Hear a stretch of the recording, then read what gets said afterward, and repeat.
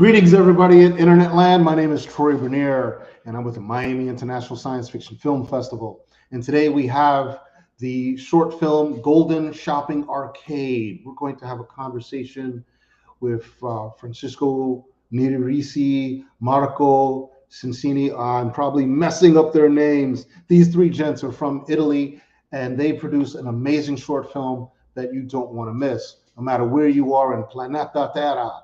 And let's bring them on. Here they are. Woo, woo, woo. There they are. Welcome, gentlemen. How are you today? Hi. Very good. Awesome. Great. Awesome. Well, thanks. Yeah, thank you so much for joining me. What time is it in Italy right now? It's 9:30. Yeah. 9:30. Okay. That's at nighttime. Oh man, that's a long time. It's only 3:30 Miami time.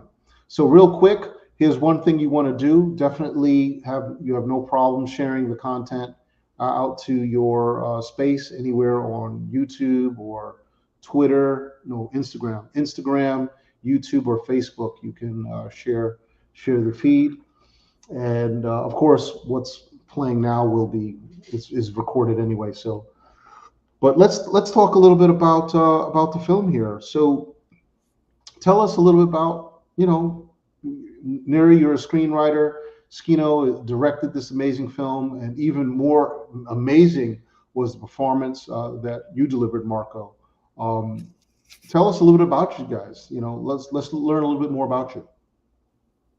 Starting with Marco. Okay. Maybe it's better Neri will start, or they will start, because everything come from them. Then I will join. What do you think? Okay, I'll start. So me and my brother, we worked together. We wrote 5 or 6 short stories that we wanted to develop into a movie, and eventually we chose Golden Shopping Arcade. And for anyone who hasn't seen it, it's a story. It's an hymn to liberty. It's a story about a guy, Marco, who works in a hospital, and he basically hates his life. He hates his job. He hates his colleagues. He hates his mother, who he takes care of. And one day he hears about a website called Golden Shopping Arcade, where it's possible to buy several stuff, including clones. So he buys a clone of himself.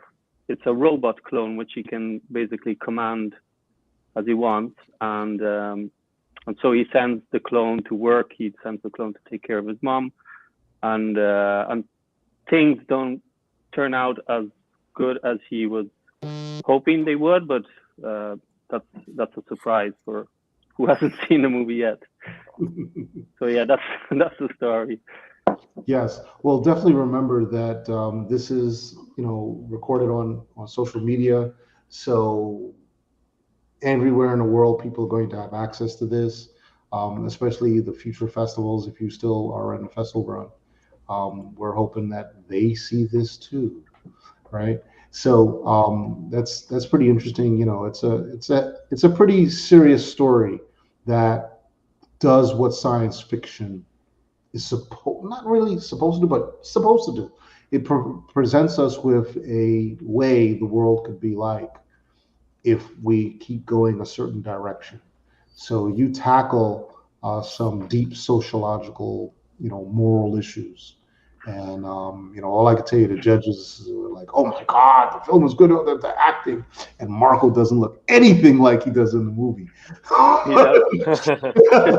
So great job on the wardrobe and on the costuming, fabulous, very dark. It has a hint of a Blade Runner feel to it, like it's in that universe. Thanks. Also, if we didn't have the budget for the lights of Blade Runner, still we looked for that dark mood. So we waited for the cloudy days to shoot outdoors, and Marco also helped a lot. He was amazing. That's awesome. What inspired you to write this story? Why'd you write this story? I think it's in part it's self-biographical because I also hate my job and not my mother and my colleagues, but honestly, I've always dreamed of having since I was a kid, because I had this friend at school when I was like 5 years old who told me his father had built a robot and he could sit in it and kind of command it, like in those manga Japanese cartoons from like the 80s. And I believed him. So every day at school, I would ask him, "Is the robot ready yet?" And be like, "No, tomorrow it's going to be ready." So I waited and I waited. And then when I was 10, I realized that he was probably bullshitting me. But I think since then, I had this thing for like, I thought that it would be cool to have your own robot that you can send around and do the stuff that you don't want to do. I think that was the main thing. And then also the fact that I love science fiction movies, like you said, Blade Runner, but also Brazil by Terry Gilliam. Anything that Philip Dick wrote, that kind of science fiction that digs into, as you said, sociological issues, philosophical issues. And so I think it's that plus the fact that usually science fiction movies are kind of expensive to make. So we knew we didn't have a big budget. So it's not like you can do Star Wars or Star Trek.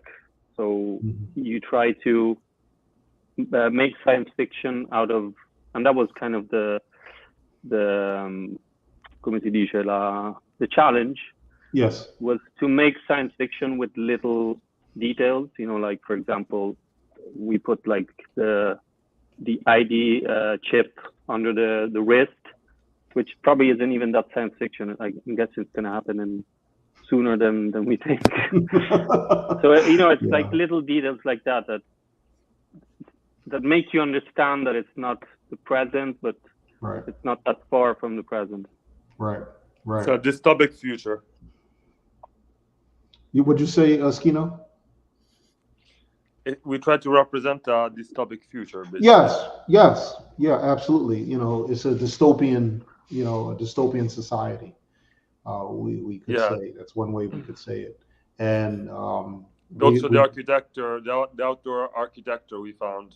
Of the buildings of where Marco lives, that neighborhood, which is a peripheral area of Rome. And also the hospital is actually a real hospital.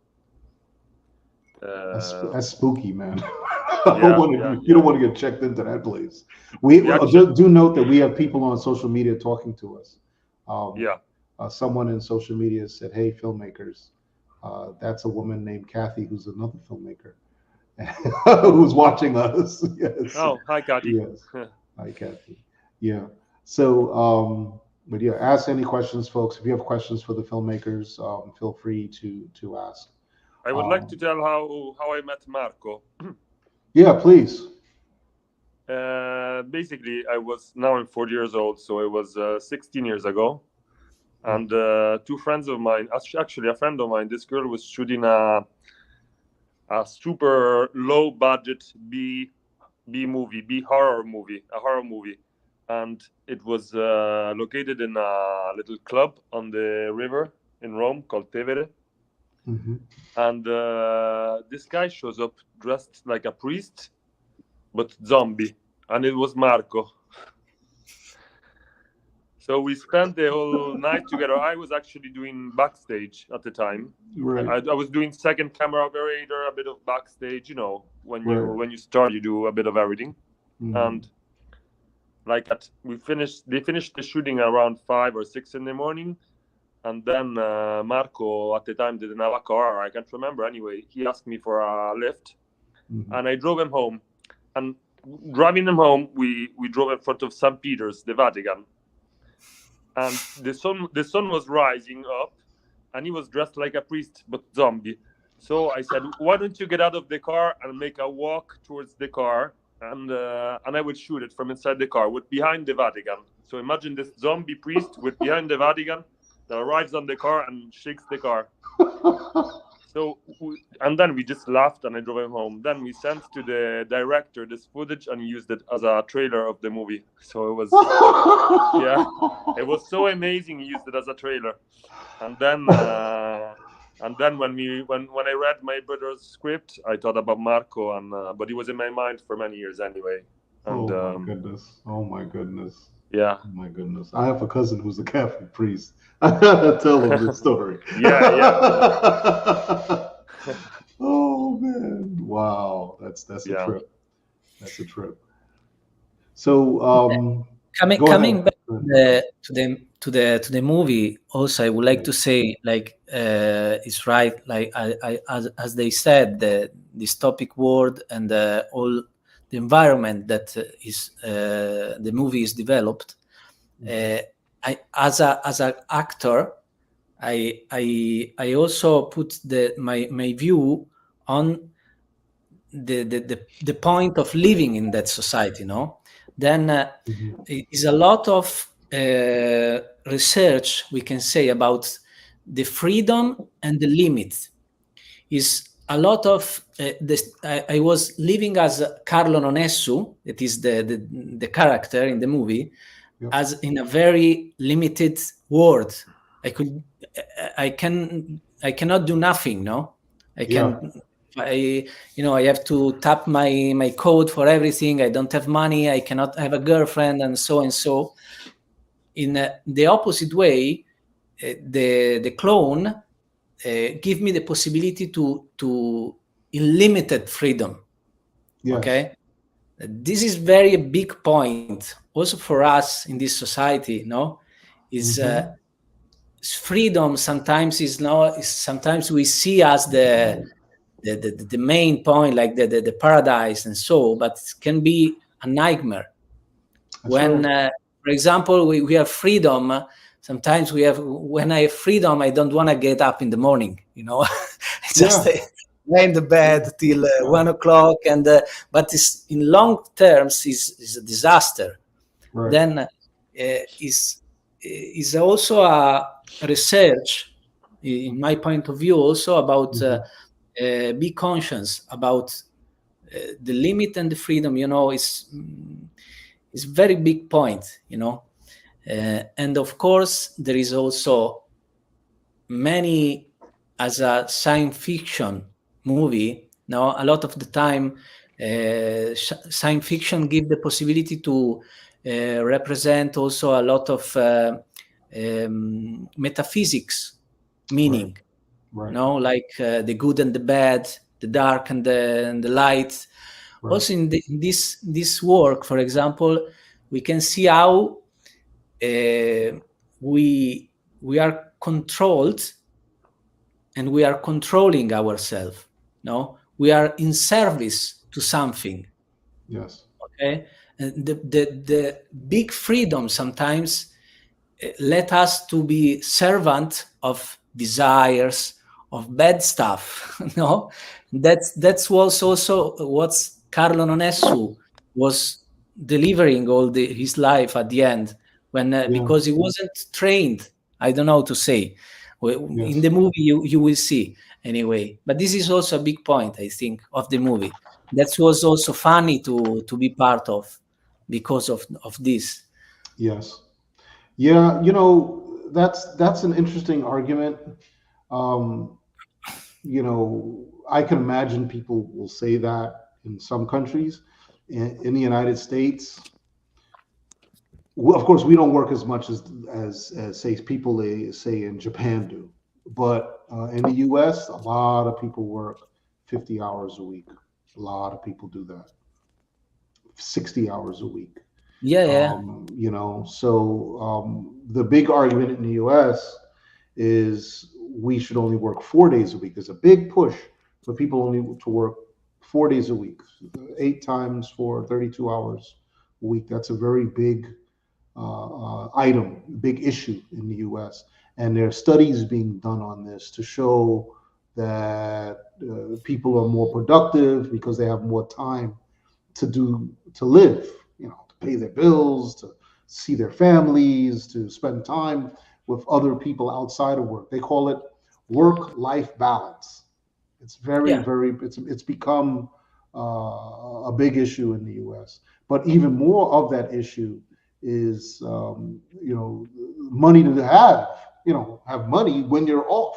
you know, so that's become a big issue. So, once again, like I was saying initially, my initial comment was that your film touches on social issues, which is what science fiction originally, its very foundation, I don't want to say original, but its very foundation is about the discussion of issues that could become reality in the future, could become reality if we continue going down a certain path, and you did a really good job with that. Really, really good job setting this out. So let me ask you a question. Why did you, for the audience, why did you come up with the name? This name, Golden Shopping. There's a place I did some research on. I was looking for ideas, and I found this shopping center in Hong Kong, I think, which is called Golden Shopping Computers. It's like this massive building from like the 80s, and it's basically these huge infinite galleries of small little Hong Kong shops full of like pieces of computers, keyboards. I don't know. I only saw pictures online. I haven't been there, but I imagined that the people who built that clone and who put up the website would be somewhere there, I wanted to give it that kind of dark, background, mysterious. Yeah. So I basically took the title and I just switched. Well, with computer. We're getting real close, to this, because we don't, of course, we don't have individual people as clone. We don't have our own clones yet, but we do have a robot that cleans the floor. We have robots that clean our dishes. We have robots that mow the lawn outside. Now we have these. They do a really good job at this. We have robots that'll drive our car. So we have these robots now that do different parts of our day to day for us, giving us more freedom. Robots doing working as doctors, like doing surgeries, like assisting doctors. Like obviously we can't, not for us, but like I know that some doctors can do surgeries from another country using these robots. Right. Super precise, That's right. You're absolutely right. They have special tools, and they sort of like telework, where those tools allow them to operate instruments in the operating room, so they could be somewhere remotely. There. That's correct. That is correct. I'm guessing those robots make every movement precise. So I mean, they're not completely independent yet, but I'm guessing someday they will. For like simple operations. That is correct. Like for cleaning your teeth, I don't know, or no, I'm talking about, for example, when people go for like a colonoscopy, when they put the robot up the person's, all the way up that way, and it's called robotic. It's a robot that's doing it. Like I mean. Oh my God! Like making love to a robot. No. So, but anyway. So next question. So I think it's funny also the way Marco, becomes more sure of himself when there's actually someone else going out in the world with his face, and he can control safe at home, being alone. And I don't know, I think that aspect was really interesting. Well, yeah, a lot of things, a lot happens. A lot happens when, and you see this in people, you see this in people when someone no longer has to work so hard for their day to day. The adjustments that they make, sometimes, I can't speak for everybody, but sometimes those adjustments have positive effects down the line. So there's a good side to that, but there's also a secretive side to that. Because would you want everybody to know this? Would you want, your employer probably wouldn't want it. You know what I mean? So anyway, let's move on. Here's a really nice one here. And when we spoke on the phone, you were telling me that the film was at another festival, and I wanted to ask you, well, how many other festivals has the film? How is the film done on the festival circuit? Our next festival is in Indianapolis. It's called Indie Pop.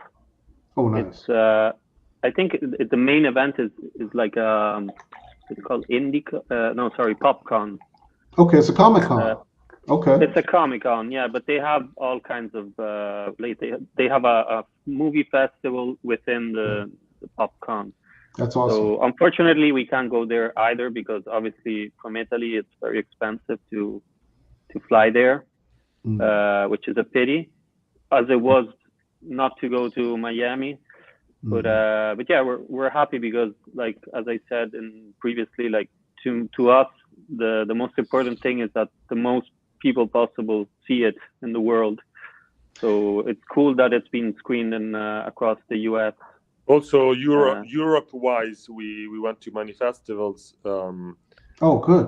So it's been around for several months already. Okay. Yeah. We won the Milan Short Film Festival, and then also the Menton Sci-Fi Film Festival, which is also a festival like for specific kind of movies. Neri went to the festival and he received the prize, so we were very happy. Did you submit to London Sci-Fi London? No, I don't think so. It still hasn't been screened in the UK. I'm trying to get it screened like in every country in the world. Sure. So I still haven't got it to get screened anywhere in the UK.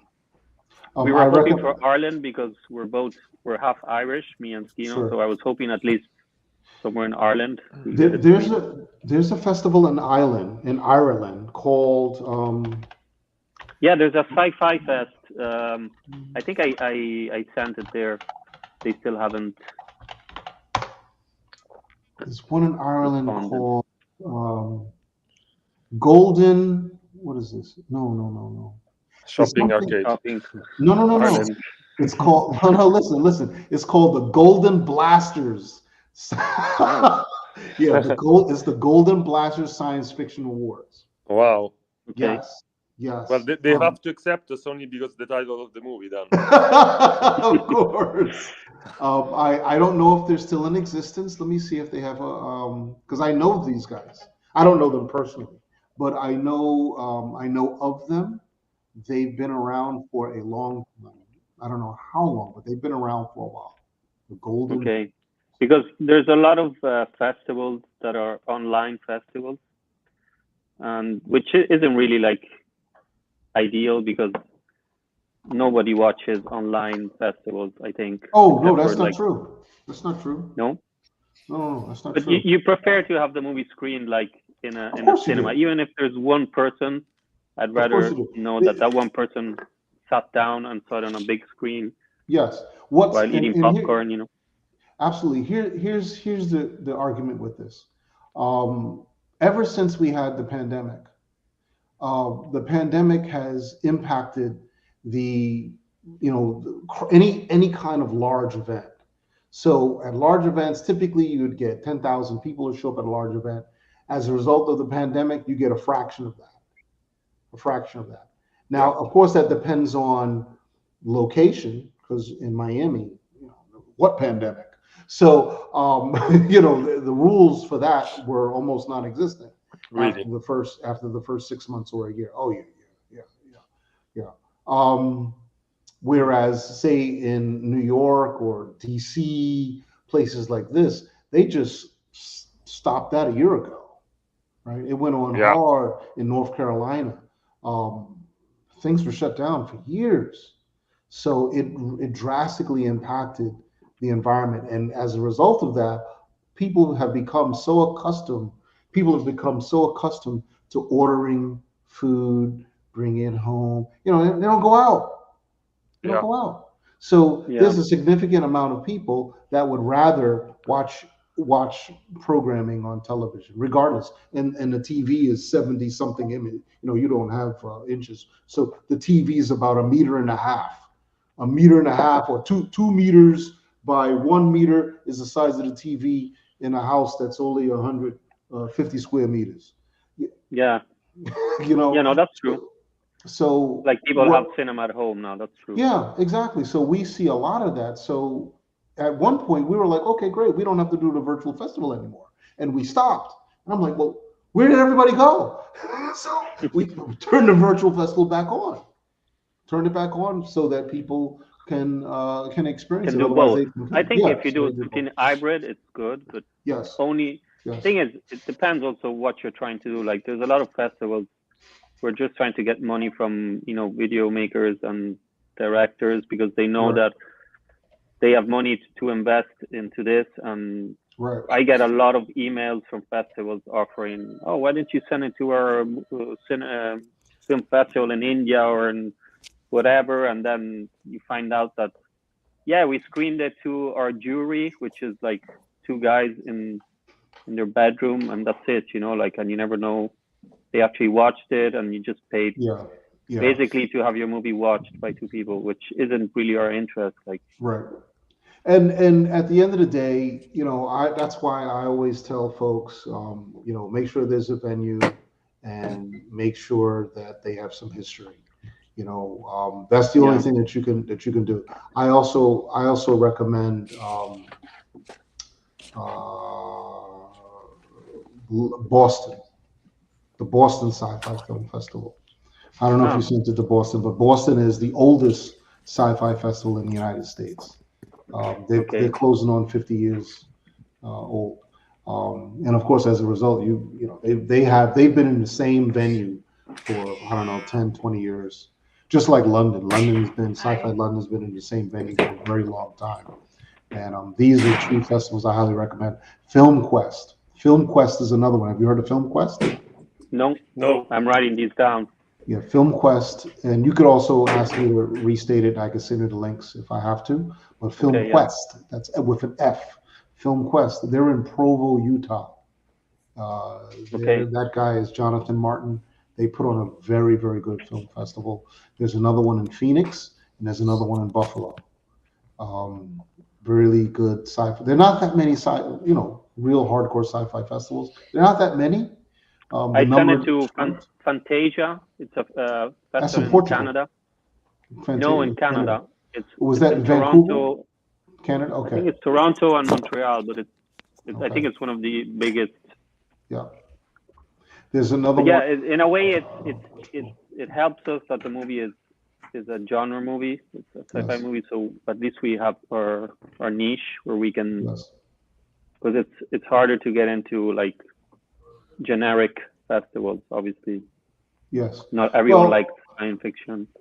Well, I would also recommend Sitges, but as far as your challenge that you're going to have with festivals, your biggest challenge, which I will tell you, if you came to the fest, I would lecture you, but I will tell you here, this is about celebrating you, not lecturing you. But the length of the film is the only reason why a festival is going to push back on you. I'll tell you that right now. Yeah. Okay. I'll tell you that right now. You take 10 minutes, you shave 10 minutes off, which is kind of hard to do, but you shave 10 minutes off and you'll get into those conventional festivals. Yeah. 30 minutes is too long, right? For short. Your film is 29 minutes, and that is too long for most of these festivals, because only the way they program their festival, their film slots. They want to fit a certain amount of films, and they don't want the films to be more than 20 minutes long, that kind of thing. They could screen 3 movies in that same time, I'm guessing. 3 shorts. Yeah, so they'd rather take exactly. And it's only that. It's not about, it's not a strike about the quality of your work, because your film is good. Yeah. It's done very well. The cinematography, the acting, story, the props you have, it's very good. A sci-fi festival automatically has in its head, this is what I say publicly all the time, science fiction is something called world building. So when we have world building, for the first five minutes of the film, we're building the world. So that 15 minutes, you add 5 minutes, you're already at 20 minutes. The 15 minute short becomes a 20 minute short. 25 minutes short becomes so there's a tolerance. There's a sci-fi festivals have a tolerance because of that. They're supposed to. They're supposed to. It needs more time to build the world. Yeah. Yes. Yes. Character development, props, universe. You're building this, so it's very reasonable for a short film to be, shy of 30 minutes, but more than 20 minutes. It's very reasonable. However, I have to say, I don't say this to say to people to make plenty of 30-minute short films, because let me tell you, we had so many short films that were 30-something minutes long. I'm like, what's going on? It gets a little carried away. And what will happen? Well, I can't say will, but what can happen? Filmmaker, the festival really likes your film, and you're going to get an email saying, if you could shave off 5 minutes of this, that would be really a good idea for you. Yeah, you could probably take 5 minutes out if you really. They'll say that. Quite hard. Because what will happen is, if you really wanted to be that long, why don't you just run the camera and get all of the other content and turn it into a feature? It's just not to make it too boring, basically. Because some scenes, some scenes like a dialogue could have lasted like 6 minutes, and we cut it up to 1 minute and a half. Right. It's like nowadays you can't do either you're David Lynch or, Netflix also introduced this new rule that a scene doesn't have to last more than 2 minutes, because then the attention goes down. Because we're just, the everything's getting faster. So basically, because the humans that subscribe sit and binge all day long. Exactly. Depression is a very serious thing. So, what were the challenges? You mentioned before about, you shot during certain times, and because of those times you wanted to have that dark feel. What were some of the other challenges that you experienced? I think this is Skino's question. Well, I think for me, the real challenge was to produce this movie, Right. To deal with a budget that wasn't, super high, and yeah, basically, when you're the director and the producer at the same time, people love you and hate you from another side. You have to ask favors to everyone when you're independent. So yes. But also you have to respect people, so you can ask favors up to a certain limit. So you have to understand which is that limit and keep everyone on the boat. Yes. Okay. Yeah, it was not easy. Also, I have to say, like Skino did a great job also to collect the crew, the cast, because all actors that are in the movie are great actors that super skills. They are working in Italian movie, international movie, and was of course. The problem of the budget, but also we shoot also during COVID period. Then we had to stop. Like, I don't know. We shoot. Actually, the last day of shooting was 1 day before the lockdown, which in Italy was really bad because it was the longest lockdown in the world. Oh my God! Yeah. Yeah, but we start one year before the last scene, something like that. It was very long period of shooting. It was not like done in 1 month. It was very long. How long was the shooting? The entire shooting? How long did it take? I don't remember, to be honest. I think 1 year, at least 1 year. No, we shot like a few days every few weeks, let's say, more or less. Yeah. Because we had the time to reorganize and everything and change locations. Okay. I mean, Yeah, probably a because total unless of you have a big budget, 12 days. the option is that you need a lot of time. So Right. Right. we used a lot of time. And also after we finished shooting the movie, there was the COVID, and we had many. I mean, life got hard for everyone. So basically, we edited the movie 1 year after we shot it. For 1 year, it was just footage, and it What did wasn't you edited. what software did you use to write it, and what software did you use to edit it? Final Cut. Actually, no, sorry, Premiere Pro. Premiere Yeah. Pro. Premiere Pro. And what did you use, Neri, to write your story? Your Final screenplay? Draft. No? Final draft, yeah. Okay, good. Can you share an unexpected or memorable moment that left an impression on you guys during the film, during the production of the film?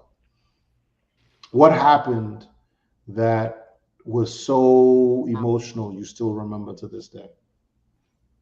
Well, I think the last day of shooting, because COVID was arrived, but nobody knew what it was exactly. Mm-hmm.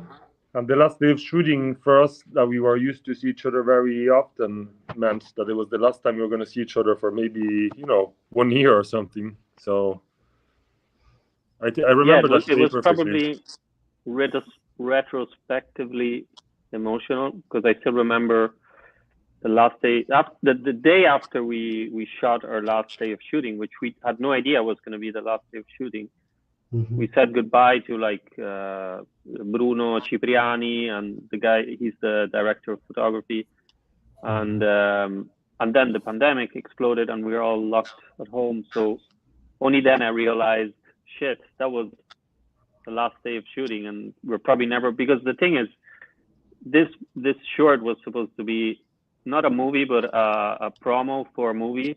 Like, the idea was to start shooting the movie from first scene to as long as we can, and then see if we could find enough money to finish it, or just make it bigger. And then, since the pandemic came in, we were stopped, and so Skino and I, we started editing the movie remotely. And anyway, in the end, we decided to make a short movie out of it.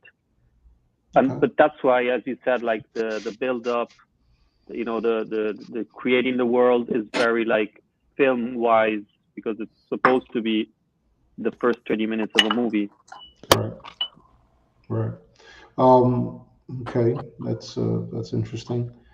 That's definitely interesting. Another question: How do you view the evolution of storytelling and filmmaking because of these that are made with these new technologies and platforms?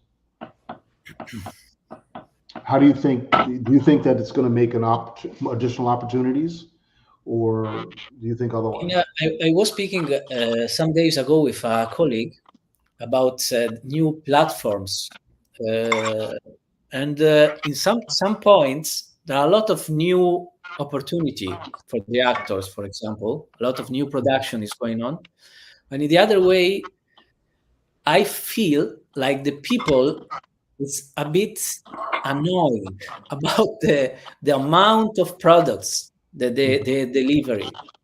And I saw now that they start to make like commercial during the movie on the platforms like Prime, Netflix, stuff like that.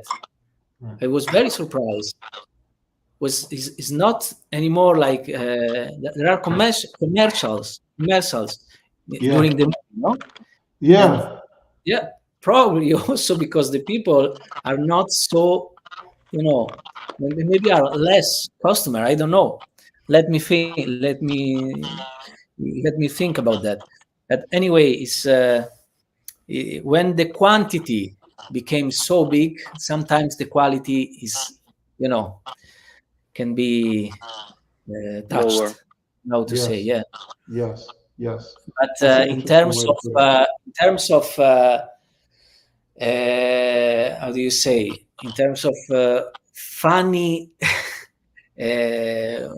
tools, we have new words, you know, a lot different kind of acting, a lot of act without, for example, material stuffs, green screen, all this kind of.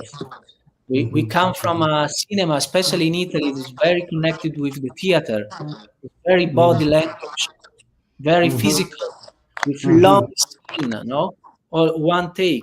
And now everything is very fast, and sometimes even with nothing real around you. That's right. Yeah, It's that's right. very, you know, and we have to you know, to be capable to ride this, you know. Yeah, no, that's interesting. That's an interesting point that you make, and yeah, about the body language and the physical component. Skino, you can't do that, Skino. You got to turn it back on, Skino. We want to see what you're eating. You have to show us. I got to see some of this Italian food, man. Come on, come on. I got to see what it looks like. What'd you make? What'd you make? It's pasta with asparagi and guanciale, which is the chin of the pig, and parmesan Look at this. Look at and this. Look at this. and red pepper. That's like $30 in Miami. I'm sorry, because it's dinner time, and I had a really stretched lunch, so I just started Don't worry silently about it. to start my dinner. Sorry, it was a long day. That's fine, man. Todo bien. So those are really good points, Marco. Really good points. So we're getting pushed on time here. So let me ask. Let's talk some fun stuff now. And this one it has a little joke in it. So Star Trek or Space 1999? I don't know what Space 1999 is, so I'm Me going to neither. say Star Trek. What? What? But the old Star Trek.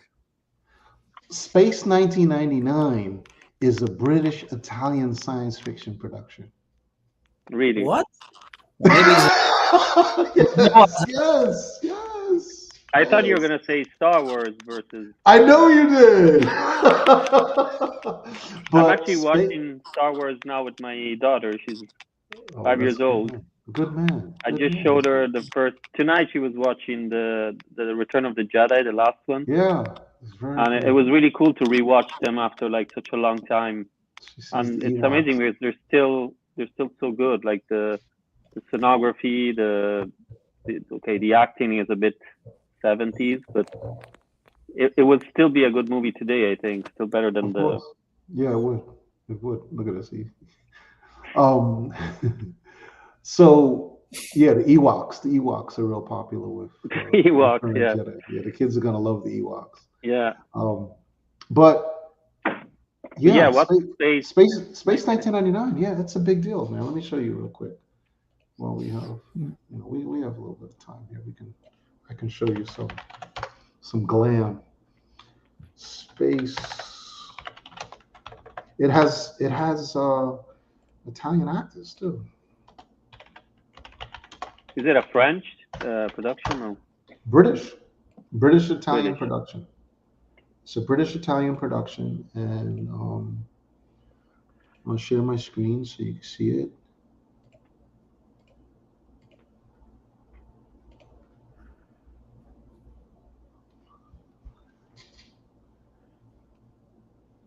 Look at this. Italians in Space 1999.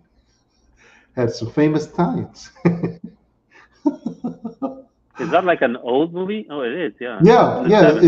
It's from the late 70s. Late 70s was when they made it. I think she was a famous Italian. Looks a bit like what's that movie? Flash Gordon kind of costume. Reminds me of Flash Gordon, which also had an Italian actress, Ornella Muti. Is it like serious or? Yeah, it's a series. It was on for 2 years.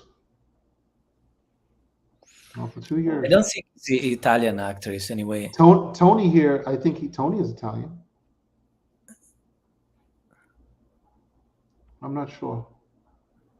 He's from Singapore. I'm sorry. No, he's an English guy. because a lot of Italian actors did change their names Really? to American. Like Terence Hill and Bud Spencer. Yeah. Also, you know Lucio Fulci, the Yes. horror director. He made loads of horror movies in the US, and most of the actors were Ennio Morricone did the soundtrack. Yeah. Spazio.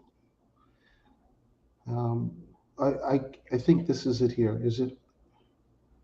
No, ITV is the British one, but this is the Italian one, RAI. See? Radio Television Italiano. Rai, yeah. Yep. I've never heard of it, honestly. Maybe it has a different Spazio 1999, forse si chiama in Italia. Sì. But Space 1999 is very well liked in the community and in the sci-fi community because its practical effects were really good. Oh yeah?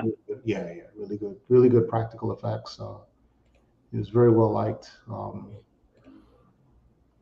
Here, I'll show you one little thing if I can.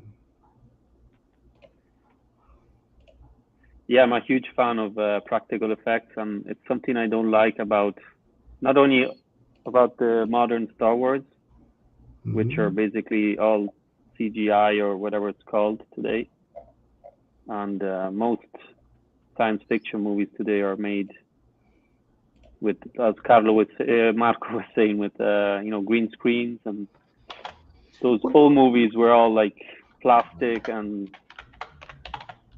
fake blood.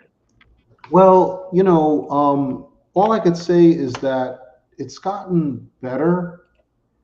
It's not as bad as what some folks, as what some folks may want to take it. Like when you look at this here, this is definitely like late 60s. UFO became Space 1999. But these are all practical effects. Everything in there is solid, it's real. All real stuff, real people, real props. And with the new VFX and what we would call in a volume, The Mandalorian did a fabulous job with that. The Star Wars Mandalorian. Oh, I haven't seen that one. I heard it's the best spin-off from Star Wars. It's very good. It's excellent, but the Andor is even better than that. Star Wars Andor is even better than that. Like this here is inside of their spaceships that they use. They really. It reminds me a bit of I don't know if you've seen Truffaut. He made a movie called Fahrenheit 451. Yes. I remember that there was these cops who were burning books, and they were also wearing those I think it was in the 70s. Yes. They were wearing those like super tight suits. Yes, that was real popular back then. Like you see here, this is where they get inside the Eagle spaceship and so forth, and that's the Eagle launching and stuff. People were really excited about this, man.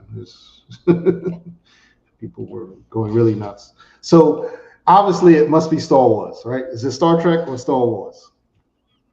Yeah, Star Wars. Star Wars, definitely. Okay. How about you, even Marco? though like Star Trek was a TV series, right, and Star Wars was a movie, so I guess it's easier to pull a movie than a TV series, right? I didn't say nothing.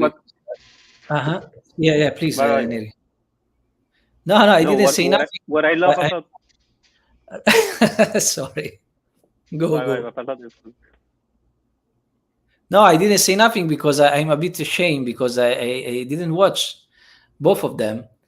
Not because I started, I watched like the first, but to be honest, science fiction, I didn't watch a lot of, probably because those one was very, very famous and very, I always say, okay, I need time to watch this because usually also when I watch like a TV series, I want to watch from the beginning to the end immediately, And then I did time to watch all, but I watched other stuff, but not those.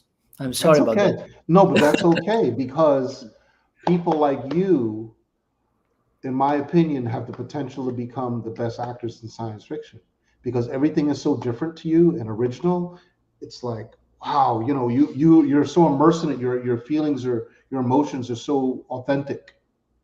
It's so Yeah, authentic. I mean, I would love to work in that kind of Yes. movie, of course, like, as I worked for Golden Shopping Arcade, but Yeah. I watched many different sci-fi movie like Navigator. I remember when I was a kid, or many other, but sometimes I miss, I cannot watch everything. Of course I not. will, It's okay. for Yeah. sure. But We're saying, Marco, we're saying that actors tend to be better performers in science fiction when they don't know, when they don't have that historical context. A lot of the actors turn out to be really, really good in science fiction when that's the case. There's such an amazing set of examples of this all across the board. Of course you have folks that are like, oh yeah, I remember Star Wars as a kid, but they never played in any of it until like now. And as a result, in my opinion, they become even more authentic of an actor now that they are exposed to it. It's a good thing. That's what it means. So you're you're going to be highly sought after. yeah, I hope so. Yeah, I hope so, right? So Yeah, no, it's always the point to be here and now, as an actor. That if there is of course, you have to study a bit the movement. How could they move in the future as a human being?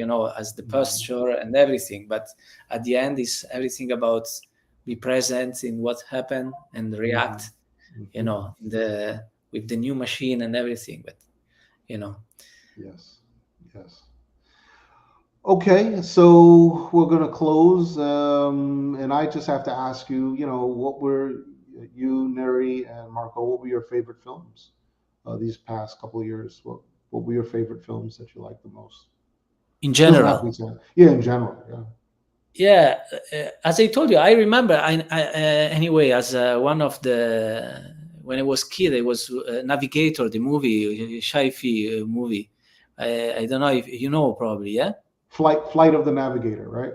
Yeah, Was it maybe in Italian was Navigator. Yeah, I liked very much that when I was kid, and of course during my life I changed. My preferred movie. When I was kids, I remember I grew up knowing everything about Never-Ending Story. I knew the script by heart. And then during the university, I was studying philosophy. Then I loved Ghost Dog, for example, from Jarmusch, The Gardener of Peter Sellers. In general, when I also watched a lot of Nouvelle Vague in France during my studies and European cinema. And in general, when I watched movie, it was a period I was looking for an actor and watched all the movies, that he did. And but in general, my preferred directors, I can say, to me, is Tarkovsky, Russian one, and Terrence Malick. I love Terrence Malick movies. He's American, U.S. Film director, and I had also the very big thanks to have the possibility to work with him. And I did his last movie, and was really, really amazing to work with a director that the point I liked more is usually there is no a good and bad, like precise, like in the characters. When you see the bad guy, you start to see maybe he's a bad guy, but you start to see why he's bad. Right. Then you start to start to love him somehow. You start to understand why his love for the villain. his bad came from. And but then he became, and also about Carlo Nonesso and Golden Shopping Arcade, I tried to put some comics, comedian stuff in the darkness, because life is not always dark, it's not always funny, it's all mixed. Then I like to, with Neri and Skino, to put some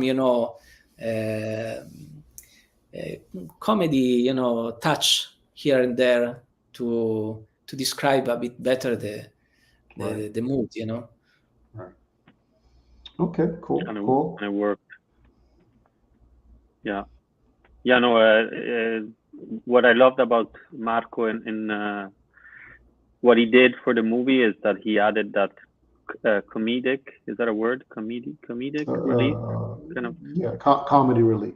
He added comedy relief. Yeah, he kind of gave a character, because we hadn't thought the character in a funny way. Like he made it funny with his body, and even some jokes. Like he even made up some jokes. So he's saying, I have a funny body. No, but that's what I noticed, and as I told you, in DC, like and also in France, like a lot of people told me that they really liked his acting because he's so expressive, and even if you don't know what he's saying, you still know what he's saying. The body language is telling you what's. yeah, exactly. Which is very good Italian, job. I guess. Yeah, very good job, Marco. Very good job. Excellent. Well, gentlemen, thank you so much for spending time with me. I know it's in the late hour there on the other side of the pond, but thank you so much for spending time, and we look forward to reaching out to you again. The awards party is next weekend, where we announce all of the awards publicly across the internet. So we hope everybody will be present for that. But once again, thank you so much, and you all enjoy the rest of your night. Keep making great film. It was really good. Appreciate it. Thank you. Thank Bye-bye. you Okay, Good night. right. Stand by now. Stand by. Ciao, Marco. Ciao.